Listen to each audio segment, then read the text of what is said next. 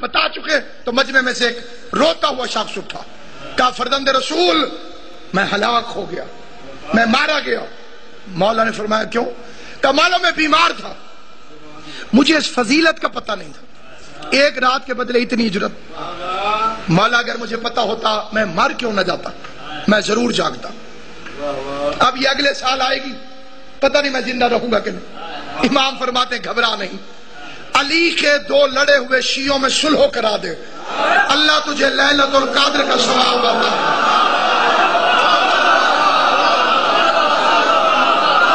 سلامت و آباد شاہ اسے نراز سب کوئی نہیں کرو، پہلی صلح تو آری میری تھیبڑی جاگی جو شروع کے چوکے میں علی کے 2 لڑے ہوئے شیعوں میں صلح کرا دے، اللہ تجھے لیلۃ القدر میں جاگنے کا ثواب عطا فرمائے۔ پورا مجمع حیران ہو کے پوچھتا ہے مولا اتنا آسان؟ فرما علی کے بھوکے شیعہ کو کھانا کھلا دے، چاہے وہ ایک لقمے کے برابر کیوں نہ ہو۔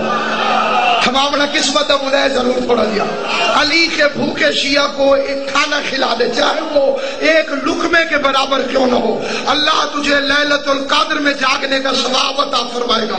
اور وہ ثواب دہرانے کی ضرورت نہیں، لیکن کچھ لوگوں کے لیے دہرا دیتا ہوں۔ ستاروں کے برابر گناہ معاف، سمندر کے قطروں کے برابر گناہ معاف، ریت کے ذروں کے برابر گناہ معاف، سورج کی کرنوں کے برابر گناہ معاف۔ مولانا امام نے فرمایا مومن بیمار ہو جائے اس کی عیادت کے لیے چلا جاؤ، خالی تو اس کا مزاج پوچھے گا کہ تیرا کیا حال ہے، بدلے میں اللہ تیرے سارے گناہ معاف کر دے، تجھے لیلۃ القدر جتنا ثواب عطا فرمائے گا۔ اسے کہا مولا اتنا آسان؟ فرمایا مومن مر جائے اس کے غسل میں شرکت کر لے، اللہ تجھے لیلۃ القدر کا ثواب عطا فرمائے گا۔ اس نے کہا مولا اتنا جا کے سنو، مولا اتنا آسان؟ فرمایا علی کا شیعہ مر جائے اس کے جنازے کو خالی کندھا دے کر 4 قدم چل کے واپس آ جاؤ، اللہ تجھے لیلۃ القدر میں جاگنے کا ثواب عطا فرمائے گا۔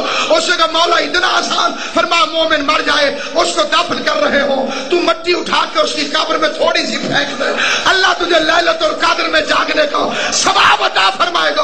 ادھر مجمع حیران ہوا، یا بطول کے لال نے ابو ابراہیم موسیٰ ابن جعفر نے مجمع کو دیکھ کے فرمایا ایھا الناس، کیا تم جانتے ہو کہ حقیقت لیلۃ القدر کیا ہے؟ کہ مولا آپ فرمائیے۔ فرمایا لیلۃ القدر میری دادی زہرا کا نام ہے، تم بطول کے دشمنوں پر لعنت کر کے سو جایا کرو، اللہ تمہیں ہر رات لیلۃ القدر کا ثواب عطا فرمائے۔